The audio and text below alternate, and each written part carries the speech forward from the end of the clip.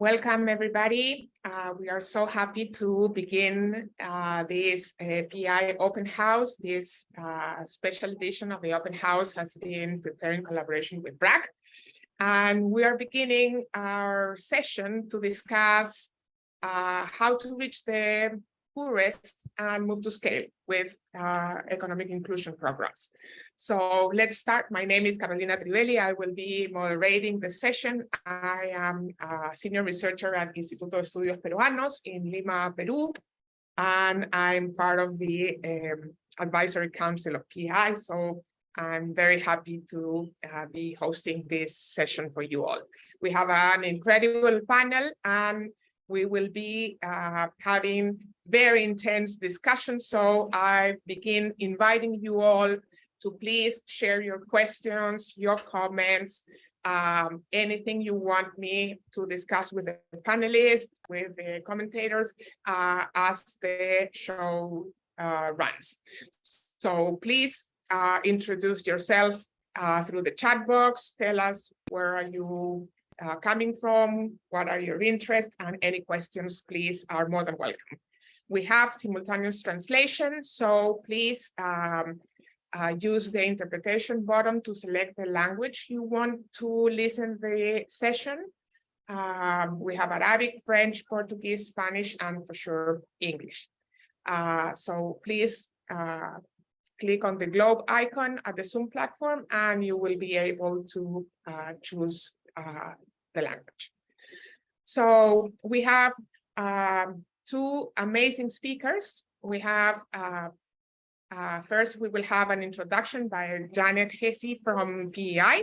I will present her in a second. And then we will have two presenters, Ajit Rajam from State Program Lead from I cannot pronounce the name of the program. So Ajit, you will be able to tell the exact name. I will say SJY. And then we will have Claire Hutchins from BRAC. And then we will have the comments of Mudaris Abdullahi Mohammed from the World Bank. And we will have plenty of time for questions. So I'm sure we will have a great discussion. And I, again, ask you to please share all your questions with us through the chat box.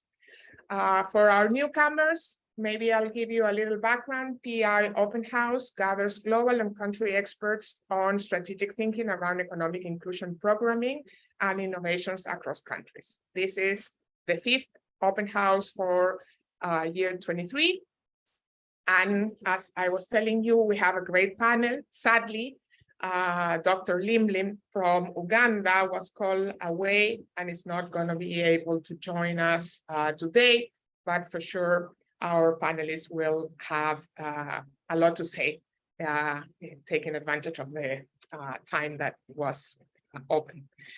We will discuss the inclusion of people living in extreme poverty in economic inclusion programs. Economic inclusion programs seek to build the income and assets of people living in extreme poverty. These programs may include cash plus, productive inclusion, graduation, community-driven development programs, among other types of interventions that have one character that is key. They represent a package. They are not single interventions. They are complex, but they work. We know today that they work. So that's the more amazing thing. There's a lot of experience coming from NGOs, from governments or local governments, national governments today implementing these types of programs. And today we don't want to spend a lot of time focusing on targeting, on how to target people living in extreme poverty. We already know how to do that. There are enough techniques moving around. Rather than that, we will focus on the challenges and opportunities to work with people living in extreme poverty. Economic inclusion programs were designed specifically with this population in mind, to match the multiple dimensions of poverty and exclusion they face. Having an approach with a strong evidence base presents a real opportunity for governments and others to reach a traditionally hard to reach group of people with opportunities to increase income in a sustained and sustainable way. But there are political economy trade-offs. There are, of course, budgetary restrictions, and there may be a desire to support more people with less intensive support and with more with higher probabilities of impact, and that's normal. I was part of public sector in Peru for a while, and that was a permanent discussion. You know, why we really need to spend that much money in a specific group that is really hard to reach, and that the livelihood of having a sustained impact is not as larger as in other groups. So that discussion comes all over again for all policymakers, for all development partners that are implementing these types of programs. So we need to really learn how to offer this, how economic inclusion really transform the lives of the poor and really can have a long-lasting impact. So today, this discussion is, as I was saying, co-hosted by BRAC. So we thank BRAC for that. And BRAC, together with an authoring team, including BOMA, Fundación Capital, and Village Enterprise, has published an in-practice volume on designing and delivering government-led graduation programs for people in extreme poverty. And the link for that publication will be shared in the chat box.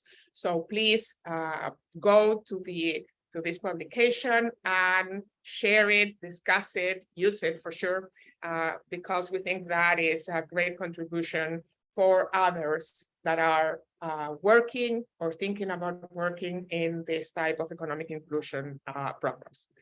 So we will learn more during this session about how policymakers and practitioners consider how to effectively reach people living in extreme poverty with economic inclusion programs and consider all these implications. So we will start now with a framing presentation from Janet from PEI. Janet is a senior consultant with the Partnership for Economic Inclusion hosted at the World Bank. She also consults for the World Bank economic inclusion projects in Kenya and Ethiopia. She has a long experience working in this type of initiatives and has a great experience coming from her amazing work at the Technical Assistance Unit of Triple-Up. So Janet, with no more introductions, please go ahead. Welcome and go ahead. Thank you so much, Carolina. Appreciate that introduction and appreciate the opportunity to be able to talk to you today about some framing questions that we put together to hopefully animate the discussions that you'll hear later on and hopefully prompt some thinking on your own about some of your own programs and some of the key considerations as we look at reaching the poorest and moving to scale. So there's we're interested in the balancing these twin goals of reaching the poorest and moving to scale and sort of digging down into what some of those tensions are. Now, if we look at the graph at the top of the slide, you can see that there's a pretty even balance between government programs and non-government led programs that are implementing economic inclusion programs. But the government programs are really leading the charge as it relates to scale, as it relates to serving more and more participants. And so we want to really understand as governments move to scale and consider express a desire for reaching people living in extreme poverty. What are some of these trade-offs? The first revolves around eligibility and how do you balance participant demand with budget limitations that Carolina mentioned. Customization, how do you actually tailor these programs in order to ensure that people can succeed, the most people can succeed, but not just those who are easiest to reach. And ultimately, how do we build sustainable success for these programs? So the first way that governments start to look at balancing this question of high demand and budget limitations is by establishing eligibility criteria. And they may do so by looking at these economic categories. You can see to the right from the State of Economic Inclusion report, these are how these different programs allocated resources, or people living in these economic categories were reported to be a part of these economic inclusion programs. Making these distinctions can be very challenging, and understanding the needs of each of these populations as well. Other programs will look at vulnerable groups. So women, youth, and others who are understood to have specific vulnerabilities, but understanding that even within these categories, there are different wealth groupings as well, some of whom may benefit more from economic inclusion programs. Some folks are really looking for motivation or perceived interest to try and identify those who have the motivation to succeed in the program. And others may be looking to utilize economic inclusion as a transition off of or into another program. One really critical challenge that governments can face are crises, and that can increase demand and really change the political economy balance. If you look at the COVID-19 pandemic, which just occurred, we had a whole new category of new poor population that needed to be served. There were a lot of demands around that, so governments had to balance. Do we serve an extreme poor population with a more comprehensive bundle of services, or do we think about a lighter package that might serve more people who are newly poor? These are not easy conversations or considerations, and as Carolina mentioned, they continue even with successful programs, even as programs grow. Enrollment is an important process that obviously takes place. Targeting tools are many and varied and are covered in great detail in lots of other conversations. So we're going to focus a little bit more on some of these tensions, but important to know that that's a consideration as well. Customizing or tailoring these programs to the populations in order to address the needs are absolutely critical. You customize in terms of groups that you're targeting and contexts. And it's really important to remember that economic inclusion programs were designed specifically to overcome these multiple deprivations faced by people living in extreme poverty. So this was the reason they were developed. To the right, you can see the various, the most likely program components that are included in economic inclusion programs. And interestingly, 83% of economic inclusion programs utilize 5 or more of these components. So these are really complex programs that are designed to target, identify and target those deprivations, but getting it right in terms of the target population, in terms of the poverty and wealth grouping, et cetera, is important. And customization is absolutely critical to ensure that there's no one model. The barriers are very specific to individual contexts. It's important to remember that economic inclusion is not the only game in town, and so there are different services for different populations. People living in extreme poverty without a capacity for work and can enjoy benefits from social protection and humanitarian assistance that might be appropriate. Those with the capacity of for work can enjoy economic inclusion programs. Some of those that Carolina mentioned, cash for work programs, graduation programs, and other kinds of community-driven development and others. The less poor perhaps can benefit from a subset of economic inclusion programs, and some governments have utilized this strategy to great success, linking them to other kinds of plans and services. Not possible in all contexts because of capacity or funding constraints, but important to understand.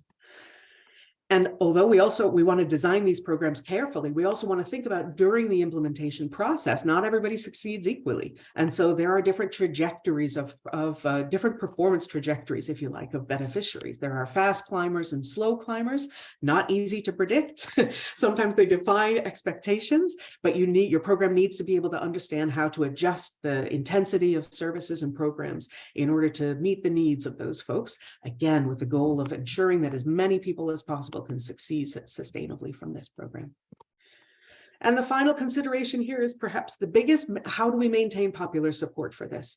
As we heard, there's the winds can change at a moment in terms of buy-in for this program. We want to create champions within key constituencies, and there are a number of ways that can happen, but maintaining some of that popular support is absolutely critical. And there's a question: can economic inclusion programs that are focused on a narrow portion of the population find wide appeal? In some cases where pro-poor programming is critical, that can happen. And in others, perhaps perhaps the support is a little more limited. So can you provide a subset of those components to the less poor to broaden the base, to lessen tension potentially in communities and broaden the base of support? And understanding that that introduces some complexity. How do you manage when there aren't resources to offer those various gradations of support services? Interested to hear from people in the room who have experience in this, and how have you managed that challenge? Can building on community structures help to build some buy-in or build some political capital if communities are very supportive of these things? Or can you build support among other government programs by having a pro-poor focus that actually is a goal or a strategy of other government departments that they haven't necessarily been able to achieve? Finally, building an evidence base is absolutely critical, both within the actual country itself, but also looking at other programs in similar contexts in the same region, et cetera, working with the same population.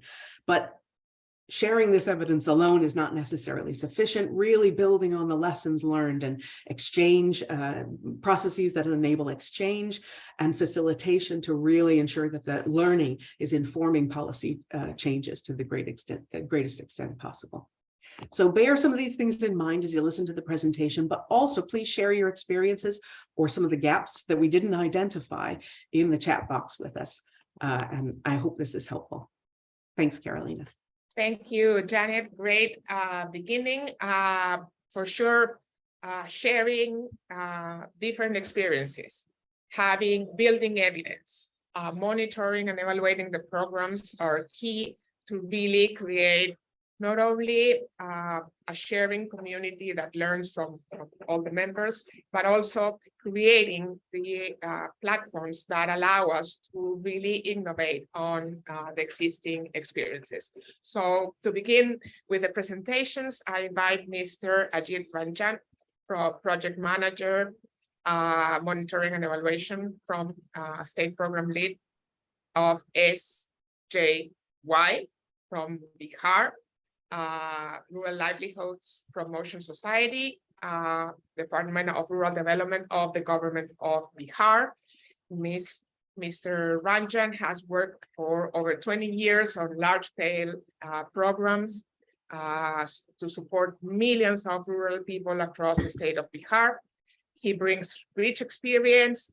He has worked with different organizations, USAID, the World Bank, governmental agencies, and he will share his experience with us to really open how this happens in the real world, not in a paper, and what are the main constraints and challenges that this type of initiatives face. So Ajit, please go ahead.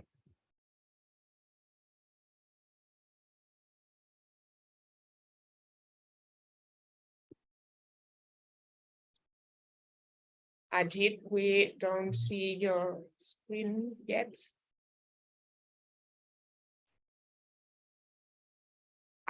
We see you now, so. Thank you. So thank you, Carolina.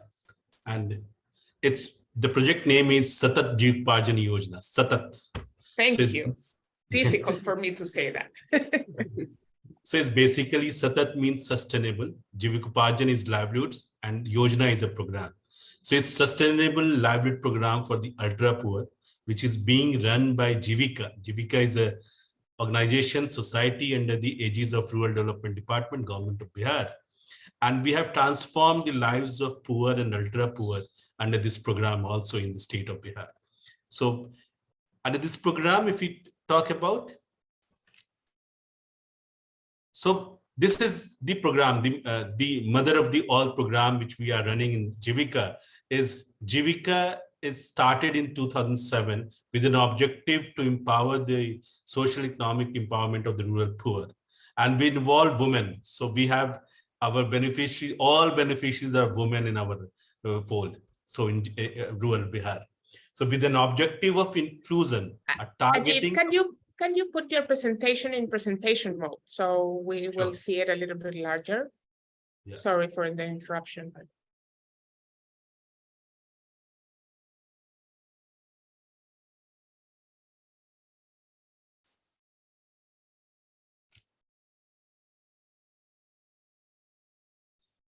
It's feasible, Carolina? No, I cannot see it. Maybe it was not a good idea to ask you that.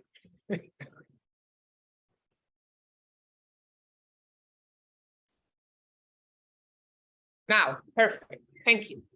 We can use this. Thank you.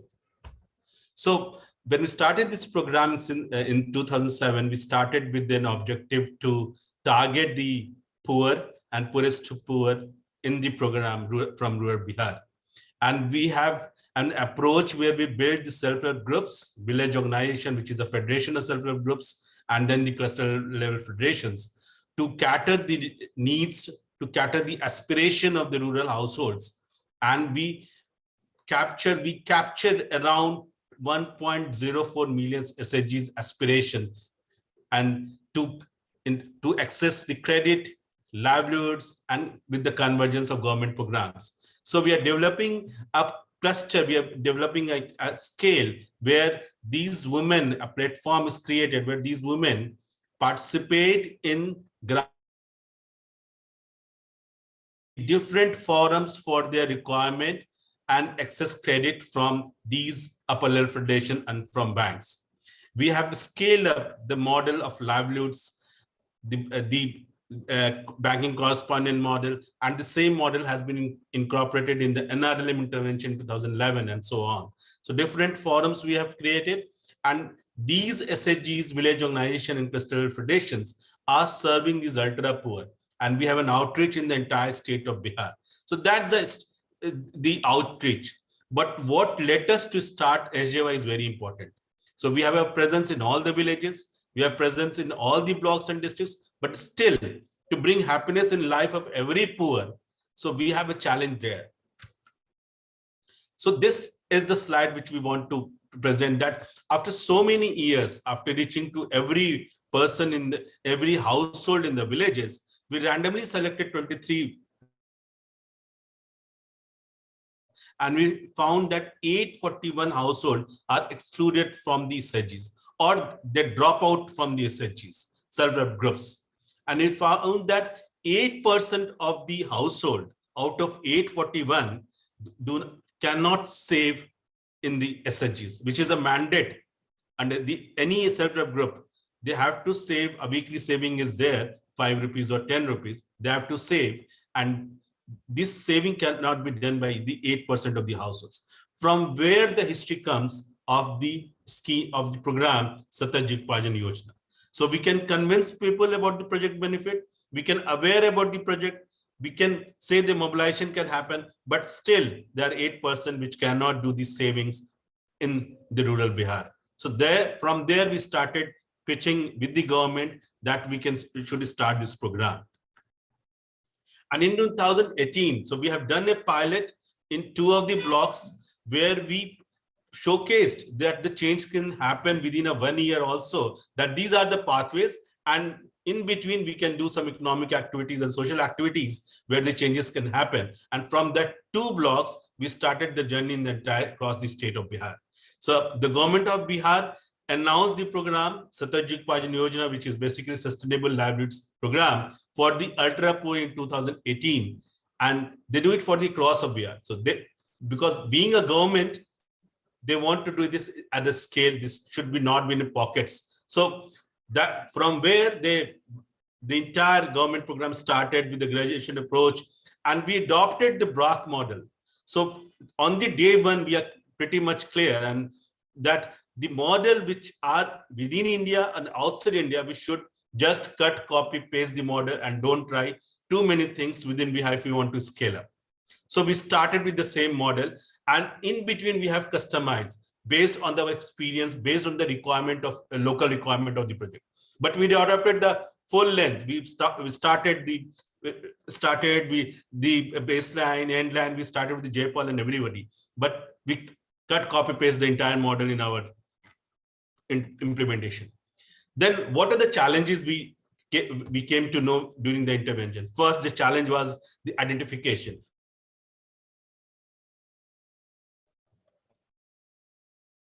About the targeting. So if the targeting is good, we have won the half battle. So targeting, we focused upon different indicators. So being in a government society for so many years, we, from our experience, we have said that this should be a benchmark where we will not compromise. So the identification, income is mandatory. So household which should be identified in this Yojana, the scheme, should have less than 3,000 money per month. So socially excluded, landless, food insecurity, health shocks, and female-headed, government program has not reached out to that households. So there are 7 indicators which we have kept, and there are 3 main indicators, 3 mandatory indicators, and 4 should be, out of 4 there should be 2 no for them.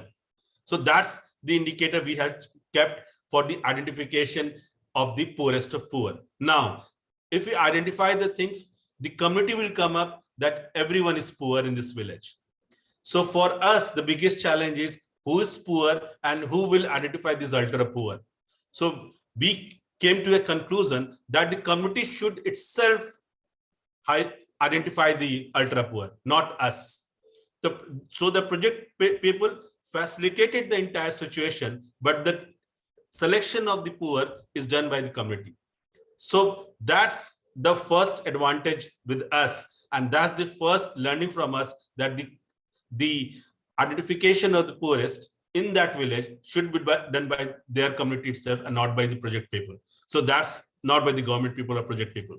So that's where the scale we have reached so far. So the community involvement is much. Second is how to change the aspiration, or how to change the self-belief that the poorest cannot be served by good people, or the poorest should be out of poverty in 24 months. That belief, that capacity building, that coaching has gone initially to the village leaders initially, and then it goes to the community, because first they have to believe that change can happen within 24 months.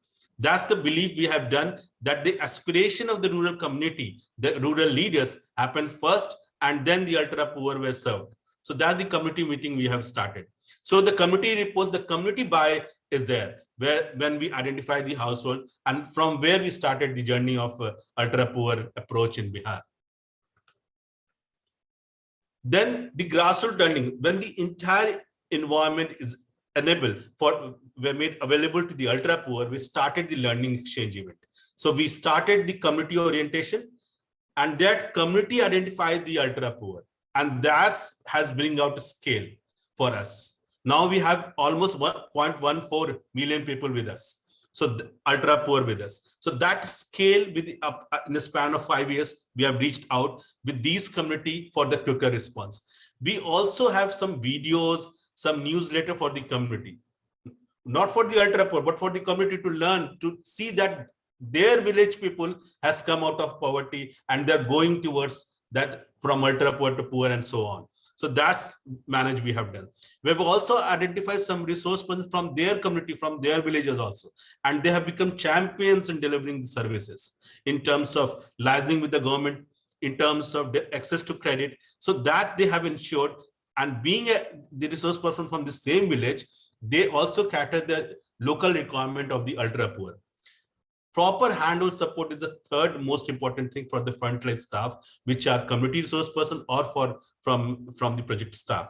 So that's very important for us, that the frontline workers, whoever it is from the government, or it is from the society, or from the different agencies, they should build their capacity towards ultra poor, because there is a very thin line between SHGs, where the individual is not trained, the entire group is trained, and here an individual services goes with the ultra poor families. That's very important for us. And then we have we have developed different communication activities. We have publications, we have newsletter, we have local stories, local videos for the ultra poor to see the women they have interacted in that village. They see their videos. So that's very important for us in terms of scaling up. And then we have the champions recognition.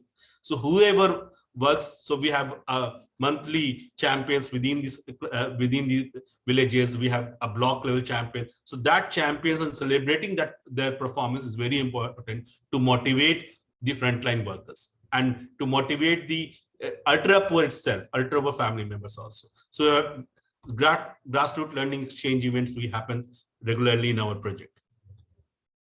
So this is the scale we are talking about. So we have reached out to 1.47 lakh household, 0.147 million people were endorsed by these community in our program since 2018. And out of those, 99% have their own bank account and they are Aadhaar seated. So they have a recognition in India, Aadhaar seating is there with the bank account. 93% have been trained on confidence building and on running their entrepreneurship, whether it is entrepreneur shops, whether it is a livestock or any farm activities, agriculture activities. And 90% have their ration card, which is basically a food security card from the government side, where they can access food from the public distribution system and so on in India. So they have a card also for their food security. They have a cash allowance. In this project, what we have customized in this project is we don't say consumption support. Initially, when the project started, we have a small discussion about how we talk about the ability, aspirational change. So we have not used the word the consumption support. We use the word livelihood gap assistance fund. And that fund, which we have utilized for over 7 months and 1,000 per month we have utilized. Then we have an asset transfer to 82% of households, where these households are running their own businesses. We have a social welfare schemes on insurance where these women and their livestock have been insured.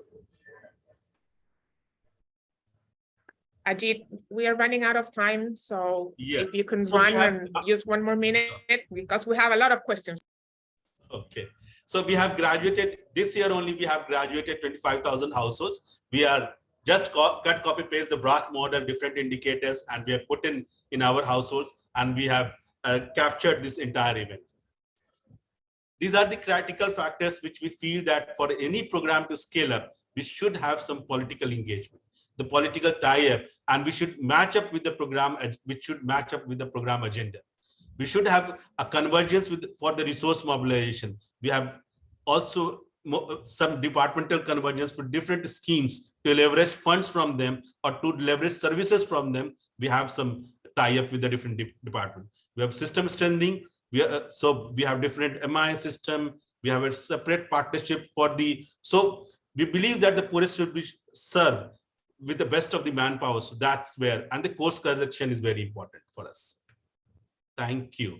Thank you, Caroline. Thank you, Ajit. Very interesting. I want to tell all the audience that all the presentations and the recording of this session will be shared with all the people registered. So don't worry about that. We will have all these materials. 2 very quick questions. We have a lot of questions, but I will center on 2. One is, how did your program manage the political economy of implementing a program for people living in extreme poverty, given all the fiscal restrictions all our governments are facing these days? And a second question that has a lot of traction in the chat box is around what are the tensions and the challenges of allowing the community to identify the poorest. That Christina asked, for example, if that contributes to further marginalization or internalized shame, or Peter asked if that can be captured as a role from the elite of each of the villages. So please, political economy of how to get the resources and what are the tensions around the community identification of the ultra poor in 2 minutes. Thank you, Ajit. Yes. Thank you, Karan. So about the political, when we started this project, from the day one, we realized that the flow of money will have some challenges. So we mapped down the different departments of government, different verticals within the government who can support us in terms of financial resources or in terms of different services which they deliver in the villages. So if we talk about housing, so we have mapped the housing department and we have given them the list that these are the ultra poor which has land and where housing can be built under the different schemes. So first is how we can map these ultra poor with the different schemes and just do some advocacy work with the different departments to link this beneficiary with that department. So where the amount will go lesser in terms of investment to these households. So that's the first part. On the second part, the different challenges which we feel at the village level is everyone believe that we are poor and we should receive this grant. So for us, the biggest challenge is how we can facilitate the things at the village level and among that village level, they should identify that this is the ultra poor. So when we started this journey, we don't announce that these are the benefit that they will receive. Initially, when we go in the village, we talk about who are the ultra poor among yourself and why they are ultra poor. They should decide that these many are the ultra poor household. We don't dictate terms, or we don't tell them the indicators of us for identifying the ultra poor. They should identify and they should tell us that why they are the ultra poor. And then we categorize on our indicators that whether they are ultra poor or just poor, and they can be part of self-help groups. That's the benefit we have when we are running this self-help groups movement in Bihar. Thank you, Karen. Thank you, Ajit. We will come back. There are a lot of comments around this issue in the chat box, so please, I invite everybody to go over those contributions. We will move to the presentation of Claire Hutchins. She is the Director of Monitoring, Evidence and Learning at BRAC. Prior to joining BRAC, she worked in the Oxford Policy Management Monitoring and Evaluation Research and Learning team. So please, Claire, the floor is yours. Go ahead.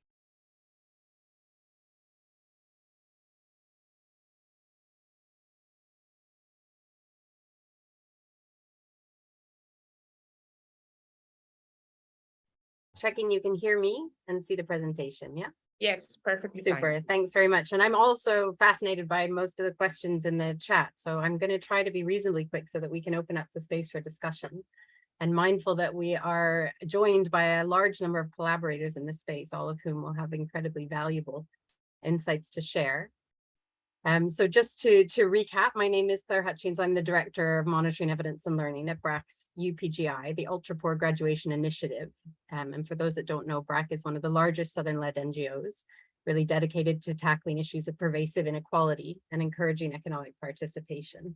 So my task today is really to launch the In Practice note, designing and delivering government-led graduation programs for people living in extreme poverty.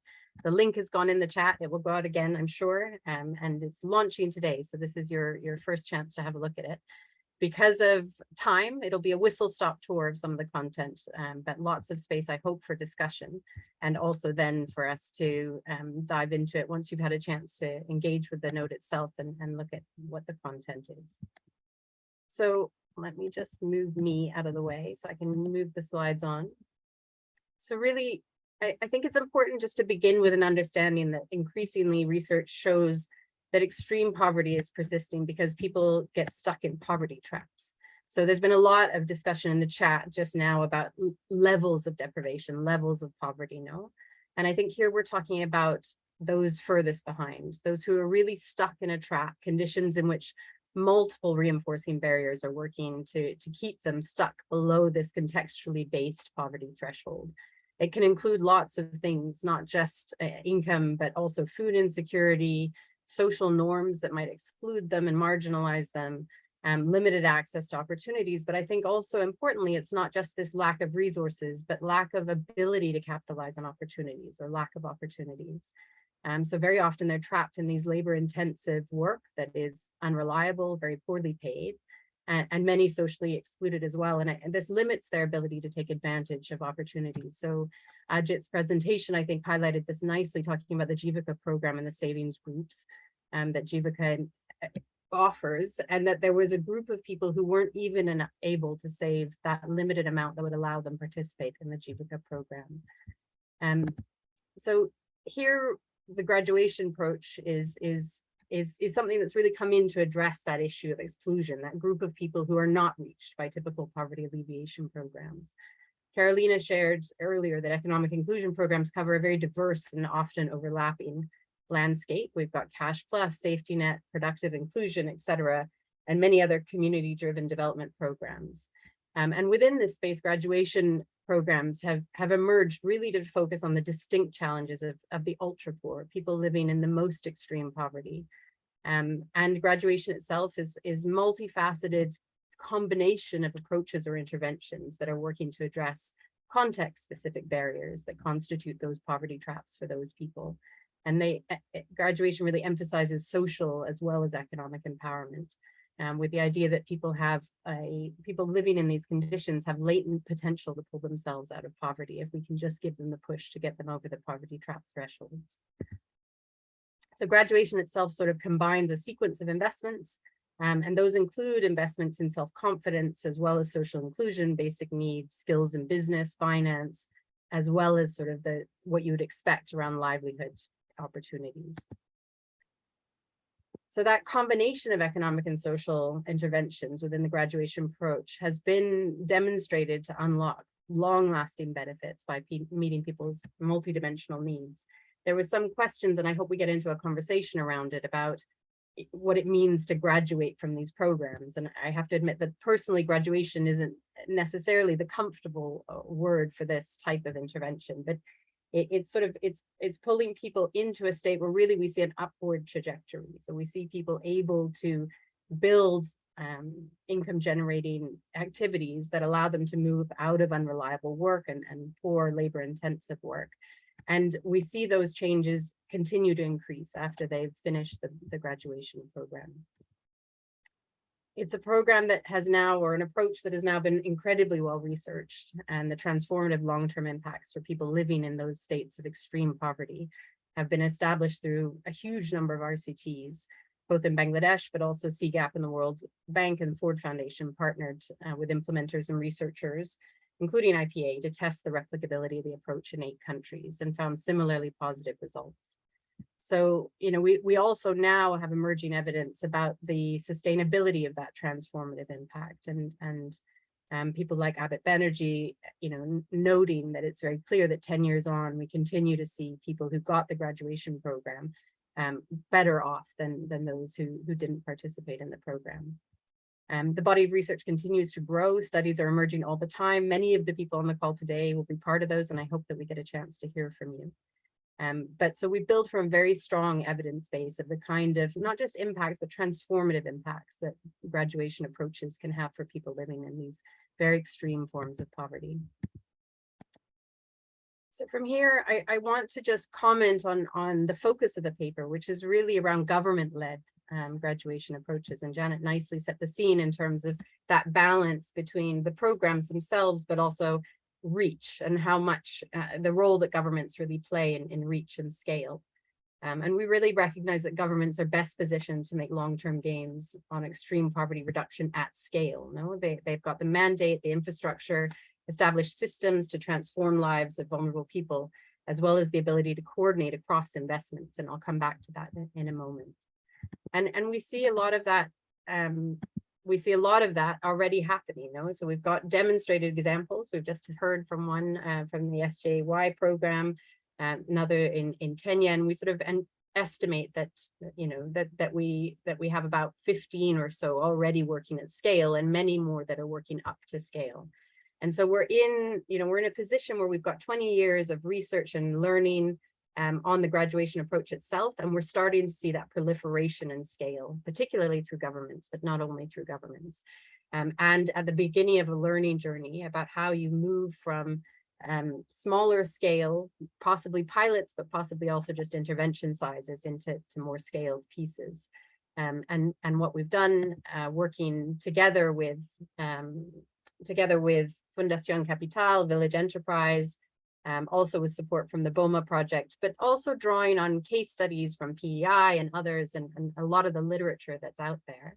We've gone in to try to draw out insights from government-led graduation programs and things to be thinking about as we take these programs and initiatives to scale. I'm going to take a moment, if Carolina will allow, just to call out the authors, Max Gall and Carolina de Miranda, Tadeo Mariki, and Steve Cummings for their great work pulling this piece together. Just because I'm the one that's here speaking does not mean I did the heavy lifting on this, and so want to make sure that all of the contributions were well recognized. So I'm just going to run really quickly through those recommendations, and then maybe we can jump into a conversation around wherever there's an appetite. So the first is really around leveraging social registries. And so Ajit spoke a little bit about targeting, and I think it is a space we spend a huge amount of thought and energy. And in fact, a lot of people working on graduation would say that's where, you know, if you get that piece right, you've really set yourself off for success. And if you get it wrong, then you've lost before you've left the gate. So we won't spend a huge amount talking about targeting strategies necessarily, but I think really about their relationship with social registries. So intensive targeting methodologies that we use for smaller programs may prove a bit complex or not too pragmatic to replicate at scale. I think that's a question to the group maybe, but a sort of assumption that we need to find some ways that we're connecting in social registries, which are used by governments to identify participants in a number of programs more effectively. And the paper identifies a number of ways in which social registries can be supplemented or complemented or strengthened in order to help address some of the exclusion errors. We know that social registries often face large exclusion errors, and poverty targeted programs frequently miss more than half of the poorest quintile of the population in low and middle income countries. And so important that we use social registries, but we question what might be missing from them, and we think carefully about how we can strengthen them. Some of the ways that we think data in existing social registries can be enhanced is through combining with information from other government databases, for example, incorporating some participant targeting tools. That's been discussed a lot in the chat already today, often maintained by partners and implementing partners in particular, or by complementing social registries with additional targeting methods like verification surveys. Excuse me, I have a cold, and so hopefully we'll get through okay without a coughing fit. So the second point we wanted to flag up is just the sequencing of intervention. So we've talked a lot about economic inclusion and graduation being multifaceted sort of bundle, if you like, of interventions. I think one of the things we want to flag up is the importance of sequencing and the role that it plays in the effectiveness of graduation programs. So consumption support and other efforts to meet basic needs enable participants to fully participate in the program. And I think that's really critical. The Jivika example we've just heard about is a good discussion point for that, I suppose, in that Jivika provided a program that some people weren't even able to participate in because they were so focused on supporting day-to-day consumption needs and didn't have enough savings to even participate at a very basic level. And so part of where we need to start with graduation programs is ensuring that basic needs are met for participants so that they can engage fully with the program. We also, in terms of sequencing, we're looking to build skills and their understanding of productive enterprises, such as, livestock farming or small shops, and doing that piece first to make so that they're able to make proper use of the transfer of an asset. So the paper goes into much more detail about the types of interventions and the rationale, but thinking through not only provision, but sequencing of interventions is important. I'm losing my button. I think that this is clear, but just to spend a little time on it, that really graduation programs involve a big push. We're talking about people living in these poverty traps, and what we see this as is an investment to support them to be able to access the kinds of opportunities that people who aren't in those extreme forms of poverty may be able to access more easily. So that big push should be sufficient to enable people living in these extreme forms of poverty really to purchase productive asset or gain some marketable skills, all with a view to establishing income generating activities that allow them to move out of low wage, high labor work and out of poverty traps. So we have learned through a lot of research that escaping poverty traps takes this big push, and also that big push, when it's combined with effective support, can be impactful in a transformative way.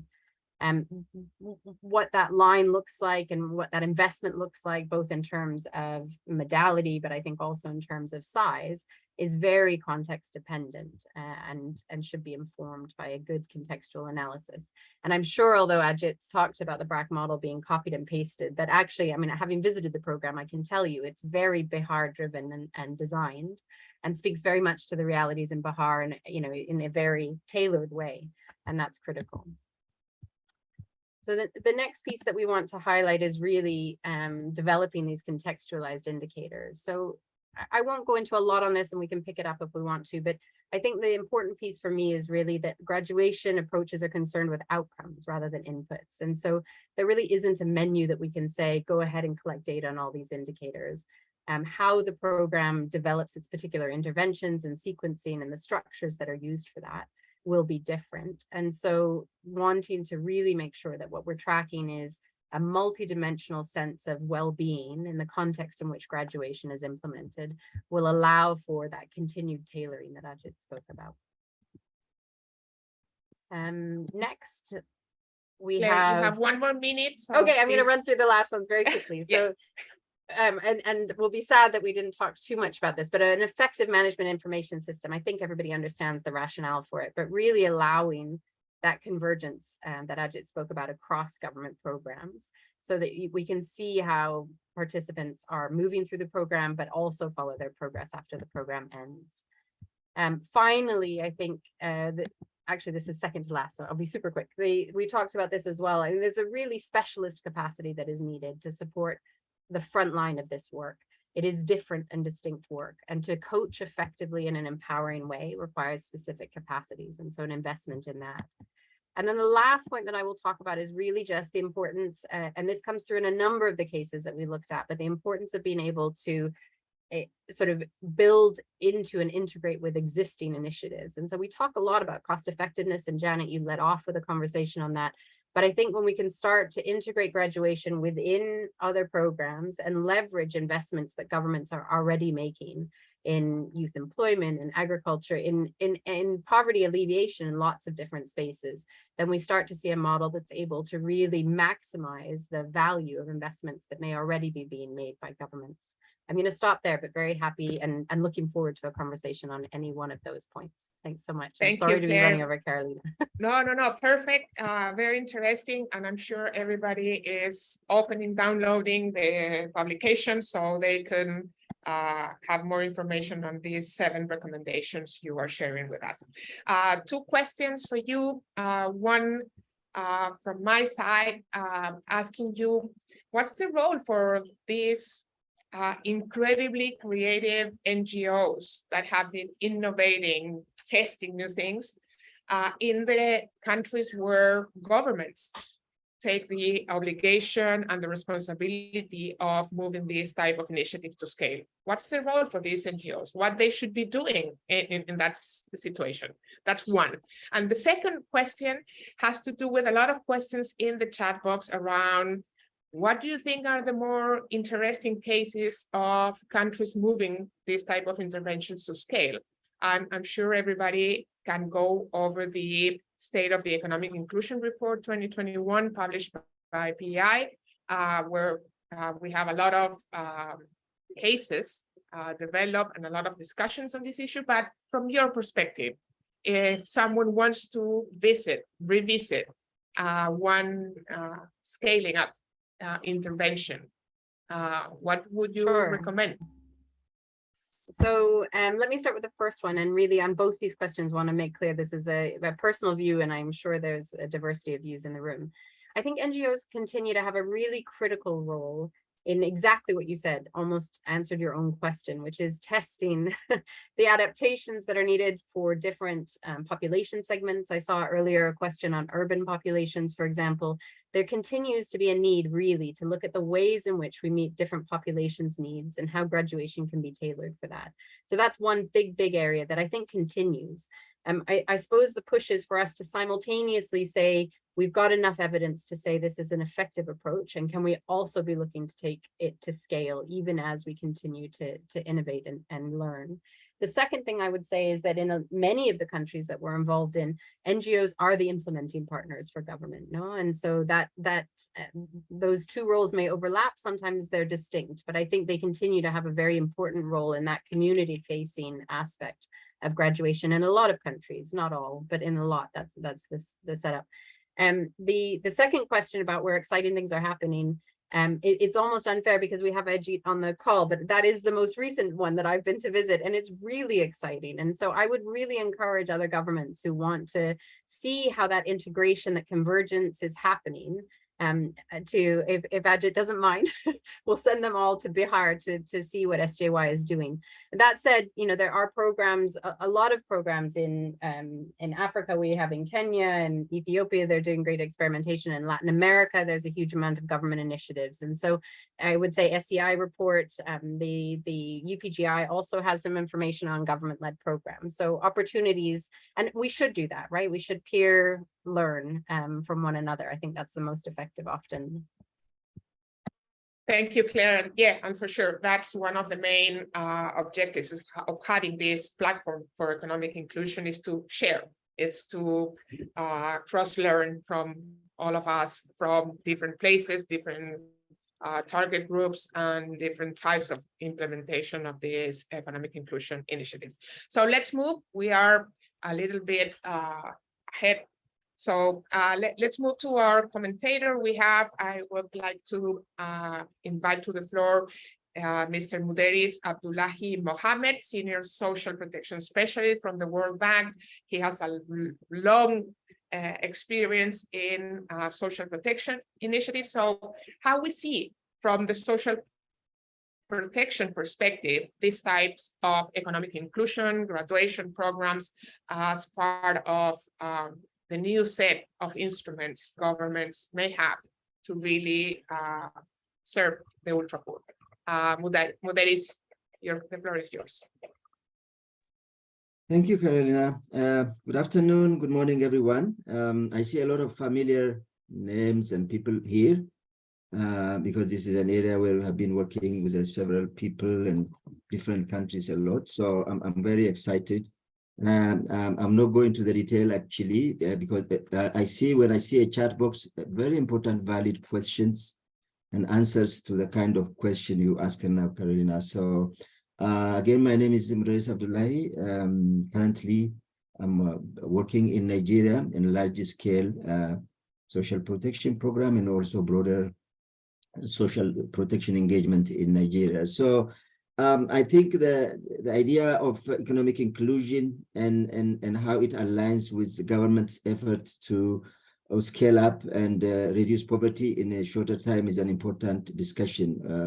We have been engaging over the last several years, 10, 15 years. So I think the big question is now the scale issue as raised. I think I don't want to go into the discussion around the graduation model. A lot has been done by BRAC and by other institutions. The model is clear, but the big question we have and all we should all ask ourselves is, will this work at scale? How much would governments be able to adopt this and put into implementation?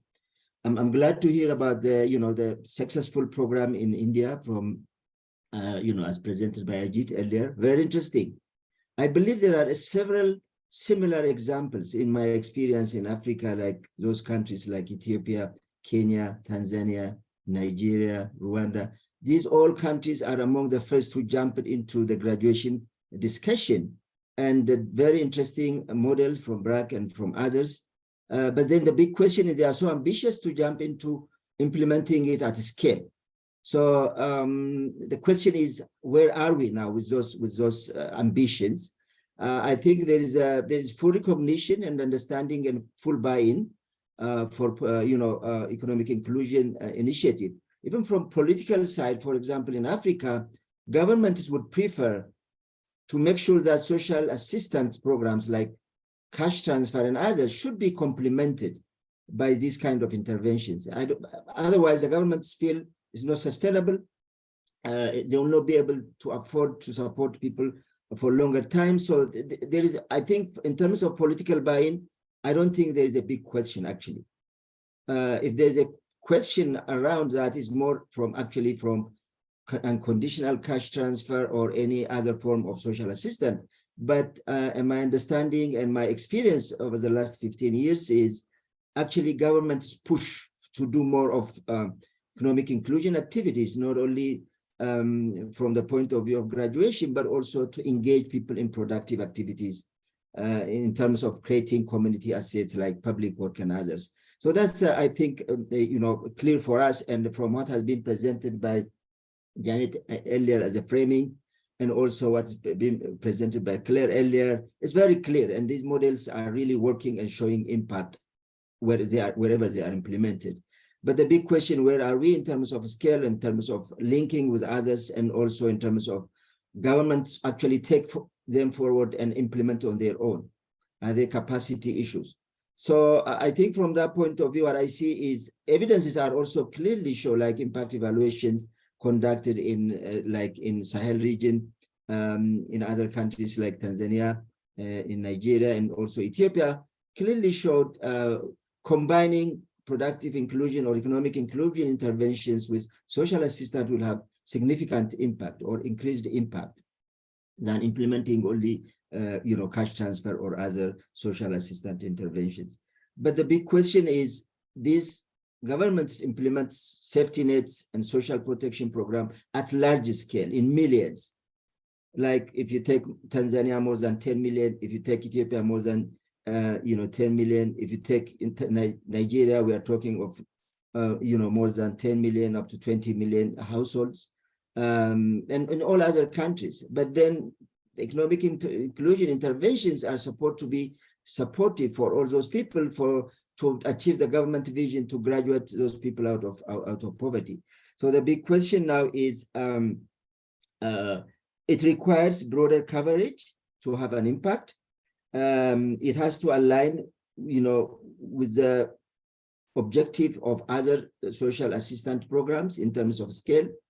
It is also very important. Learning from, the pilots is very important, but the requirement to scale up might be different in terms of capacity, resource, the time needed, because, the social assistance programs can be short duration and you can go into implementation quickly in terms of starting transfer, but to bring on board the productive inclusion, economic inclusion activities, it has its own time horizon. So from that point of view, it would not be as easy to complement like we do it in smaller, pilots. So that's very essential. As commented by the team, what I'm trying to reflect here is, if we really want to really make sure that scale up happens to the scale that countries are actually moving or expanding social protection programs, there's a lot to be done for on productive inclusion or economic inclusion activities, to have the right models beyond what has come out through pilot, to further refine, as earlier Ajit mentioned earlier, to align to specific localities, but also to design it at a scale. The instruments themselves should be modified to be adjusted for implementation at a scale. I think as a framework, they work very well, but then the struggle is when you go into implementation, everything is not as smooth as well-planned pilots. So, the identification processes, for example, do we have the registries everywhere? For example, in Africa, some countries, they have beneficiary registry, but not social register, which in advance have already identified people.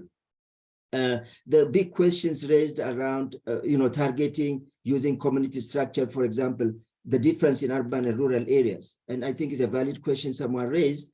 We cannot just apply the community targeting process we use in rural areas and urban areas. Of course, there are community structures in rural and urban areas as well, but we have to make sure that those communities actually know each other. And then also the type and level of support. We have different groups, even within age group, there are different categories of groups. The female-headed households and a bigger family households, and families or people or the youth who would be more interested in wage employment rather than self-employment activities, urban situation vis-a-vis rural areas, and families without labor and families with labor. So these all will have an ambition to graduate, but definitely they are already receiving social assistance programs. But we need to have a clearer model in terms of supporting all these people with the right instrument to scale up. So the other question is the big question I always see, and with the struggle we had, I think an important question somebody raised: are there good examples of scale up? Of course, there are good examples of scale up in terms of starting graduation approaches and in terms of adopting productive inclusion or livelihood, economic inclusion activities. But we are not yet in a situation where we say they actually started graduating people. No. You can name all those countries mentioned like Ethiopia, Tanzania, or Nigeria or Kenya. I think the rollout is starting, but there are a lot to be done to make sure that actually implementation happens. And that region, in that respect, I would also like to bring into account time also important. It's not like when we're talking of graduation at scale, I don't think it works the idea of graduating everybody in 3 years or in 2 years.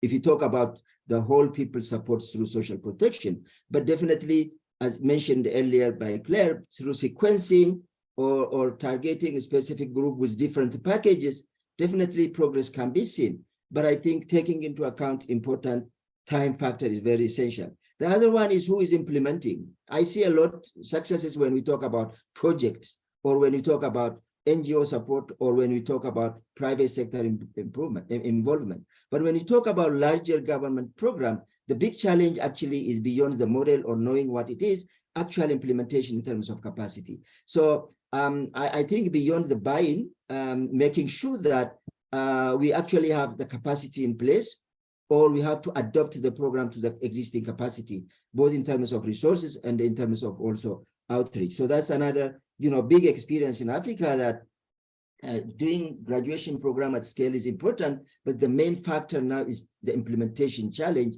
in which now the recognition is make sure that there is good partnership, strong partnership, for example, with civil society, with NGOs, with private sector, and also the idea of start small. Don't jump to, implement economic inclusion activity with all 10 million people. You can start gradually and phase out. It's not a pilot, but implementation can be in phases. So there are clear, good examples of that kind of start in different countries. And then finally, I think the issue of resources is very essential. I think when we talk of scale, we have to manage our expectation. There is a trade-off between allocating, even within social protection, allocating for immediate short-term social assistance vis-a-vis, the longer-term economic inclusion. So resources is scarce, so we need to also make sure that expectations are managed in terms of balancing how to combine the two elements. So the government commitment by and large is more in terms of availability of resource. Otherwise, there is, I think, in terms of interest, it is there. So that has to be taken into account. The other one is, as mentioned earlier, definitely we don't assume to implement productive inclusion or livelihood inclusion for the poor only through social protection angle. So there has to be strong link with other initiatives, existing programs in different sectors. In rural areas, agriculture, for example, should be a big champion in terms of making sure that this model is fully understood, because it's not only a sectoral interest, but also there are capacities all the way from national all the way up to local level. There are already existing institutions, structures, how to build and leverage those in terms of implementing. So let's not assume a separate project implementation unit or a separate program management unit or any specific federal unit to implement this kind of initiative. It has to be mainstreamed into existing programs and the structures. The other thing, I think something important somebody mentioned earlier is the aspect of shocks. Really, these people are very vulnerable to shocks. We can invest a lot, we can make good progress. The shocks like the COVID or economic shock, as somebody mentioned earlier, like inflation and others, can easily eat up the gains we have achieved through this program. So that has to be taken into account in terms of making sure that there's some insurance mechanism for these people to be supported. So I think finally, I would emphasize it's not about only government. If you talk about scaling up economic inclusion at scale in countries, there has to be strong partnership with other stakeholders, including NGOs, and also other international experiences in terms of defining the model, but also in terms of supporting through implementation. Finally, I think I would like to wrap up by saying that there are really important questions here. I believe, I wish all these questions are actually properly tabulated and responses are provided, because beyond what we have talked here, I think there are a lot of feedback and useful questions coming, which should be, taken out and moved forward in terms of responding and also engaging more in the future. I would be happy to continue to talk about it. The big message I would send is, I think, let's go beyond pilots. Let's think of beyond projects, but let's really understand what those countries need now in terms of implementing at scale. I think for me, it's not a political buy-in. I believe when it comes to economic inclusion, there is a lot of interest, but the issue of capacity to implement and deliver effectively, the issue of efficiency and also aligning the instrument to the existing initiative is very essential. Thank you very much. I'll be happy to respond. Thank you, Muderis. I didn't make any slide because that was not my mandate. No, that's I'm supposed perfect. to Thank talk, you. but I will be happy to provide any insight if need be. Thank you very much. Thank you, Muderis. And as you were saying, there are tons of amazingly interesting questions. So we have 20 more minutes, 18 minutes to have at least 2 rounds of interventions, short interventions from the three of you. So I will try to make 2 questions that gather several of the questions in the chat box. One, and the first question has to do with this not as traditional component of this economic inclusion graduation programs, that is the coaching, the specific psychological support that is key part of this economic inclusion and graduation intervention. How that happens. In the case of Peru, when we implement our economic inclusion program, we implement through a specific agency from the public sector. It was at scale, but we did need to sacrifice the intensity of the coaching because it was an organization full of engineers. They were not ready to provide that type of service.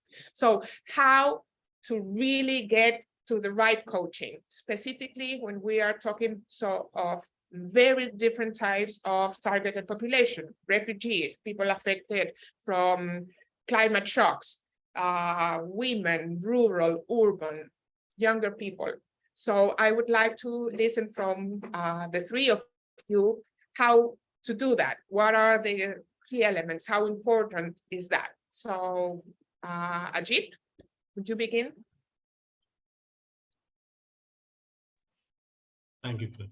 So first of all, coaching to whom? So for me, coaching to the frontline worker is more important to the household. Their motivation level is also very important in terms of workers through different timely trainings or exposures is very important to the best practices. And we have to identify these resource persons or these champions within that community only. So if we are at the urban area and going to the village and providing their support and giving examples of urban areas will not suffice the purpose of the ultra poor households. So relating the things with them is very important. Touching their heart is very important. So I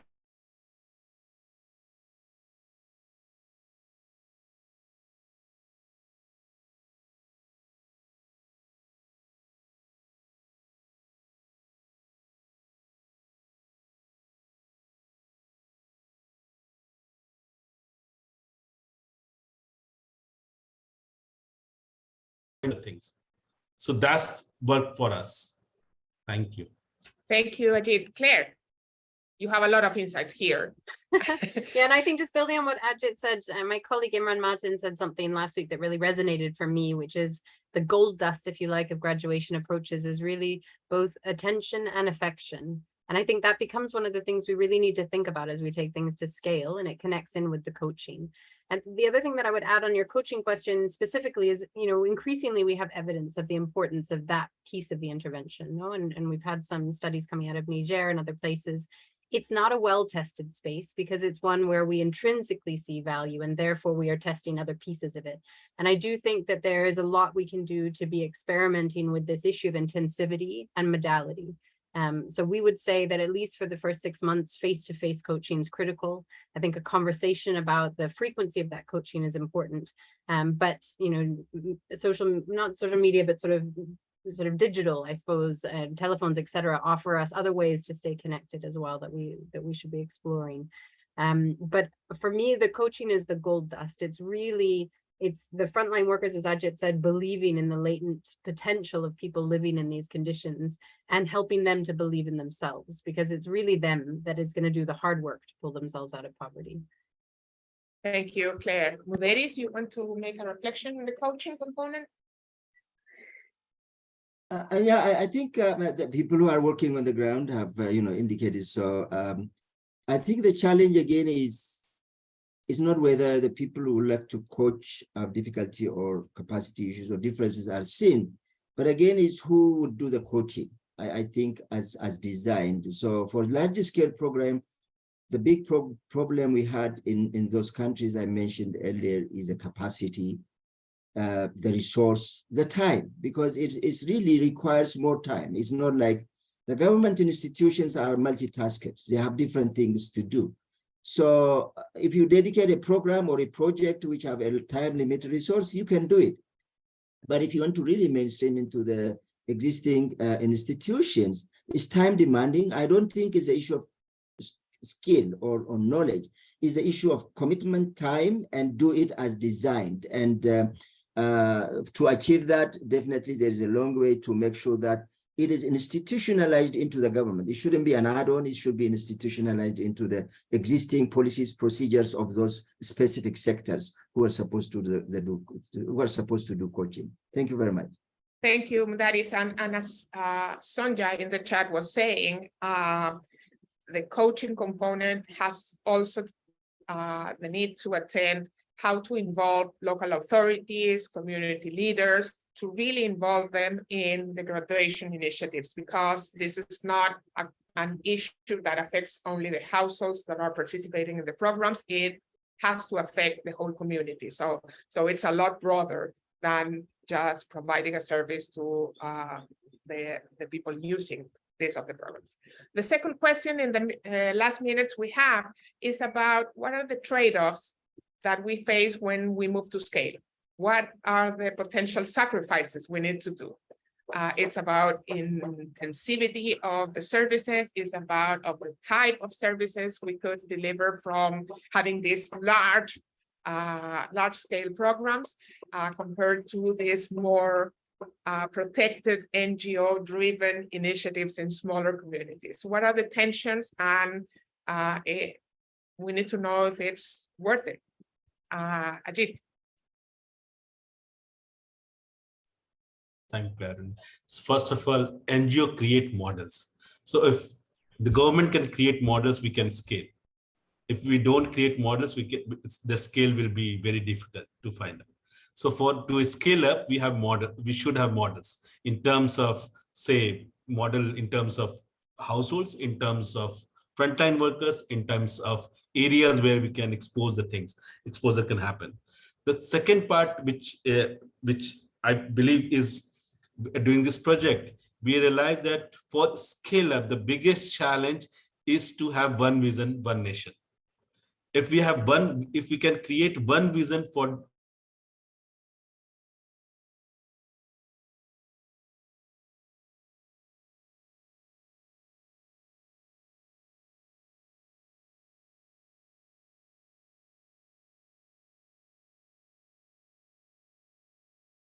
We lost Ajit for a minute. staff for me. Okay. So if then we can scale up. Everyone should know that what should happen after 3 months, what should happen after 6 months. If that can be done, we can scale up. Thank you. Great. Thank you, Ajit. Claire, you have a lot of reflections on this too. So yeah, I mean, I think it's a very live question for us, right? And so I want to start by the question that you ended on, which is it worth it? No, and I guess I would flip that on its head and say, what is the cost of not trying? Are we really accepting that there's whole portions of populations that we can't support to get themselves out of poverty when we have the tools and the know-how? I mean, it just for me is completely unacceptable. We have a demonstrated approach, and we need to find ways that we can reach populations with it. You know, it's SDG 1, we've made a commitment to it, we have routes to scale. So I think it's really about the question of how do we make these trade-offs in effective ways that don't limit the impact we know these programs can have, but allow them to be delivered at scale. And I would very much agree with Mudaris that we're looking at, and actually a lot of the comments, that we're looking at designing for scale, which is a different thing than delivering small scale pilots. It may involve piloting, everything does because it contextualizes, but we need to start with the idea that we are going to reach numbers at scale and try to be building that in from the beginning. And I would also agree with the challenge being an implementation challenge around capacity. So let's put our attention to that and think about modalities that we can be using already in place to be building up the capacity of those frontline workers. Thank you, Claire. Mudaris, you want to make a comment on this? Yeah, just quick one. I think my colleague said, so I think that one important thing, as Ajit earlier said, is customize. I have experience and a challenge where some people come with a model as it is and put on the table, let's implement a large scale program. But then I say, no, we cannot achieve it. So let's customize. If it's supposed to be 20 people to be at the given time coached by one person, for this large program like 1 million, let's increase it to 50, for example. You know, rather than sticking to that, I know we might not be as effective as it was, but at least definitely over time we can achieve our objective. So ultimately the objective is not totally graduate people out of poverty, but as Claire said earlier, to see progress in their life. And definitely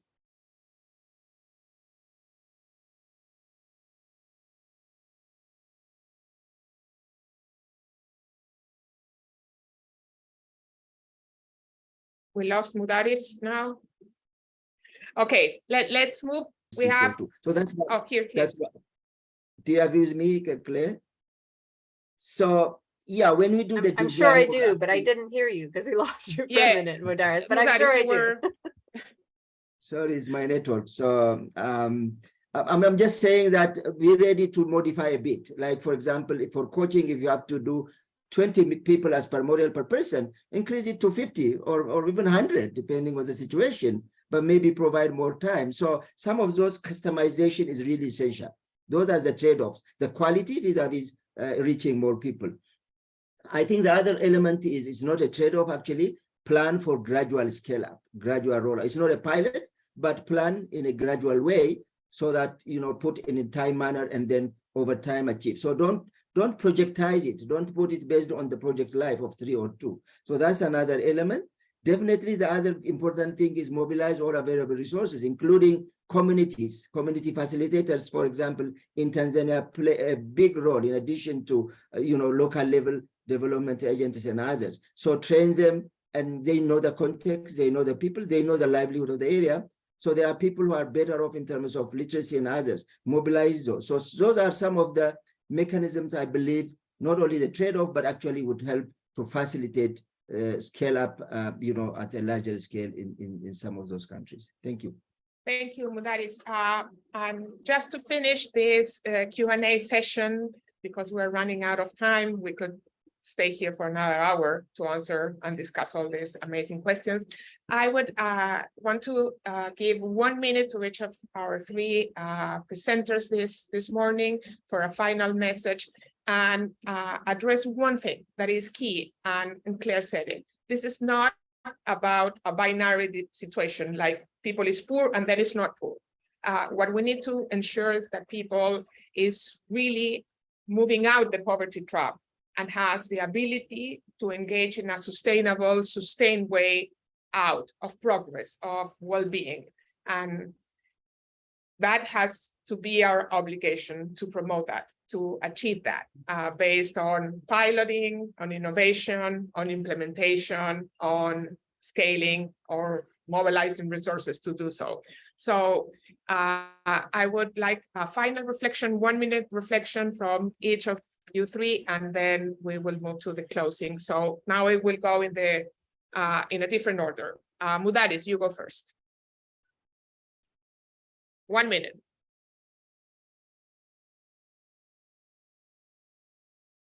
So sorry, I'm Caroline. I missed your question. Can somebody? One else take- final 1 minute reflection to engage all our audience in keep working in this type of initiatives. Yeah, thank you very much. I think the big message and a good experience we have in other programs like cash transfer and other is a community of practice using this kind of platform or even organizing different events regionally. I think that there has been a lot of success and experience sharing in other social protection dimensions like cash transfer. So I would really like to promote to continue to organize this kind of platform, but also as necessary, establish a platform at the regional level where you have a community of practice in to discuss this initiative. Thank you. If you haven't done already. Thank you, Mudaris. That's the role of PEI, so we are happy with your comment. Ajit, your final 1 minute reflection. So one thing I would say, first of all, believe in yourself, believe in community whom you will interact, and deliver the things which is mentioned in the design so that the change can happen. Believe in yourself. Thank you, Ajit. Thank you. Great final reflection. Claire. Yeah, I mean, very similar. No, I think the cost of doing nothing is just too great. Social protection safety nets are becoming unaffordable. There's too many people falling into these categories. We need to step up. We have a model that we know works and complements and connects in with many other efforts in this space. And so I want people to take away the sense that this is imminently possible. There may be challenges, but there's a whole community of people ready to work on these challenges together. And to echo both Amjad and Mudaris's call to continue to share and learn from one another in this space. Thank you. Yeah, that's great. We know how to make this happen. We need to make it available for everybody that needs it. So I think that's the main challenge. Before thanking the panelists, I would like to invite everybody to answer a poll so we could really keep improving this type of event. So the first question is, would you use ideas and materials from this session for your future work in this area? So please vote.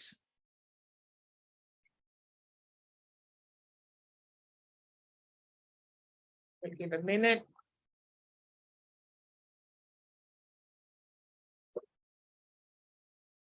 And we will share all the materials from this session and the recording to all the registered people. So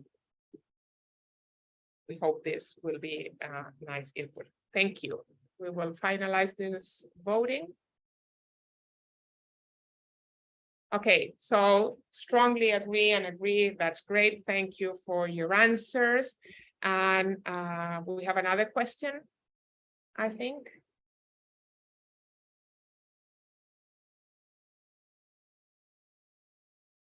Claudia.